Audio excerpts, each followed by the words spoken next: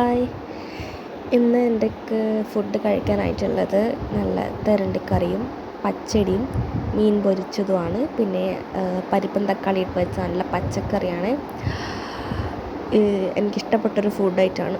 ആദ്യം നമുക്ക് ഈ കറിവേപ്പിലയും തക്കാളിയെല്ലാം മാറ്റിക്കളയാം. ഈ കറിവേപ്പിലയും തക്കാളിയൊന്നും ഞാൻ കഴിക്കില്ല, ബാക്കിയെല്ലാം കഴിക്കും. അതുണ്ടാകുമ്പോൾ ഒരു രസം ഉണ്ടാവില്ല ചോറ് തിന്നാൻ വേണ്ടിയിട്ട്. നല്ല ടേസ്റ്റി ആയിട്ടുള്ള പച്ചടിയാണ്, ഇളവനിട്ട് വെച്ച പച്ചടി. അത് ഈ പച്ചക്കറിയിട്ട ചോറിൽ കുഴച്ചിട്ട് ആദ്യം കഴിച്ച് നോക്കാം. അത് രണ്ടും മാത്രം അടിപൊളി ടേസ്റ്റാണ്. എൻ്റെ അമ്മ ഉണ്ടാക്കുന്ന അടിപൊളി പച്ചക്കറിയാണ്, അതുപോലെ തന്നെ പച്ചടി. ഇനി നമുക്ക് കുറച്ച് പച്ചടിയും മീൻ പൊരിച്ചത്, ഇപ്പോൾ മീൻ പൊരിച്ചെടുക്കും.